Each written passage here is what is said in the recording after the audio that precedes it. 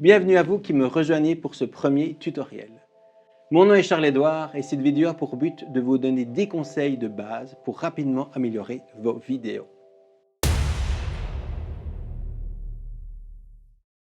Pour ce faire, retournons donc un peu en arrière.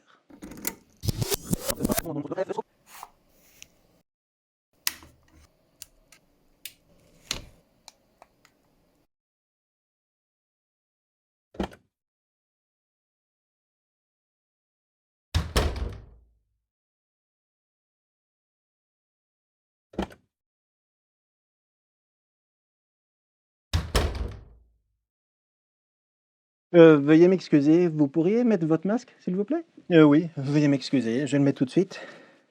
Je vais même mettre du gel.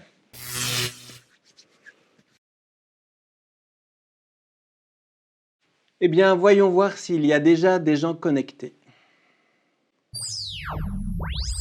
Je vois que les gens se connectent. On va pouvoir commencer. Eh bien, bienvenue à vous qui me rejoignez pour ce premier tutoriel et grand merci tout particulier à ces deux personnes qui ont pris la peine de venir physiquement assister à cette session. Mon nom est Charles-Édouard et passionné par le monde de la photographie depuis de très nombreuses années, j'ai décidé de jeter à présent mon dévolu sur la vidéo. À travers ces tutos, je vais vous partager le plus clairement possible les grandes lignes de ce que j'ai appris, afin que vous puissiez améliorer rapidement vos vidéos, par des étapes simples, claires et bien définies et qui vous sembleront, je l'espère, pertinentes et motivantes. Une vidéo suit la trame d'un contenu, exprimé spontanément ou via un script bien défini, afin d'attiser l'intérêt du spectateur. Il arrive malheureusement bien souvent que ce contenu riche en intérêt soit gâché par une vidéo de piètre qualité. Conseil numéro 1. Lors de ces premières vidéos, on a souvent tendance à effectuer le cadrage en plaçant son appareil photo ou smartphone là où une table ou étagère pourrait servir de support.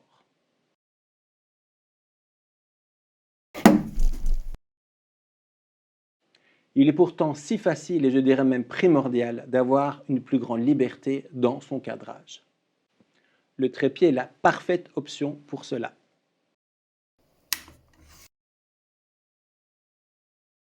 Je vous invite donc comme première étape d'investir dans ce genre d'accessoires afin de parfaitement maîtriser et soigner votre cadrage.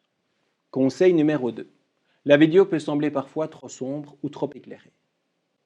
Pour y remédier, je vous conseille d'activer l'affichage et la lecture de l'histogramme disponible sur tout appareil photo. Il peut en effet grandement vous aider à contrôler la bonne exposition de vos vidéos. Un pose-mètre le fera également avec une grande précision. Conseil numéro 3.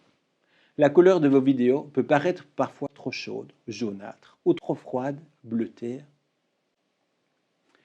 Il s'agit de la température de couleur, qui est un paramètre qui se règle directement sur votre boîtier. Il faut calibrer cette température de couleur en fonction de celle de votre source de lumière principale. Conseil numéro 4. Pour filmer, on se contente souvent de l'éclairage présent de base dans la pièce où l'on se trouve.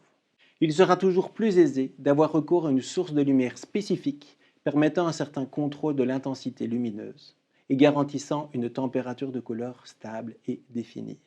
Voici un exemple avec une source principale LED. Voici à présent le résultat avec une seconde source placée à l'opposé pour adoucir les ombres. Enfin, en ajoutant une troisième source de lumière placée à contre-jour, celle-ci permettra de donner du relief au sujet principal en lui ajoutant un halo lumineux. Conseil numéro 5. Une vidéo peut sembler manquer de netteté. Outre le paramètre netteté proposé dans les boîtiers, il est primordial de faire avant tout un réglage précis de la mise au point sur le sujet principal.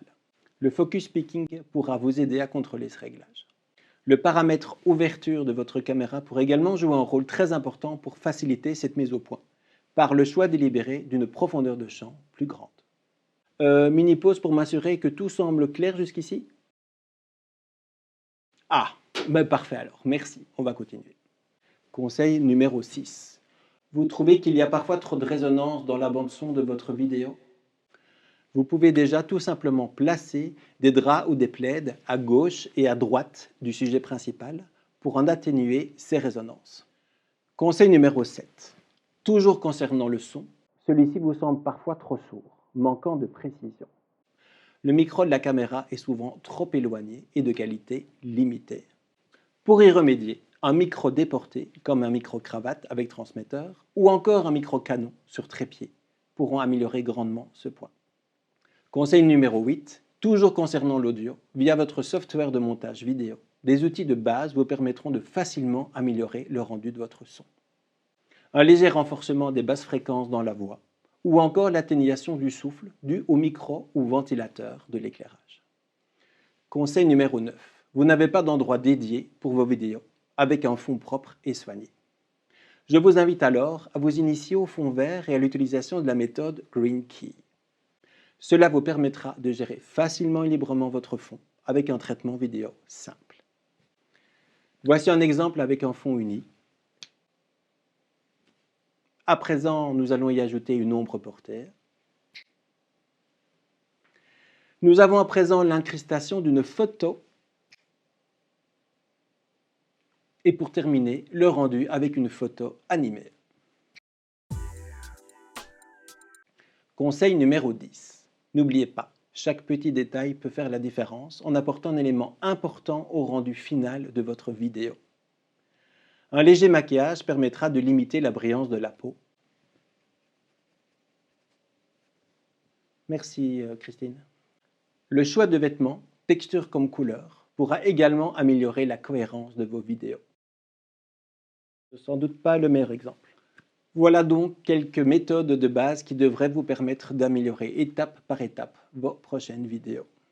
Il y a bien sûr encore un grand nombre d'aspects que l'on pourra aborder prochainement, comme le paramètre du nombre d'images par seconde, ou FPS en anglais, et son rapport étroit avec la vitesse d'obturation.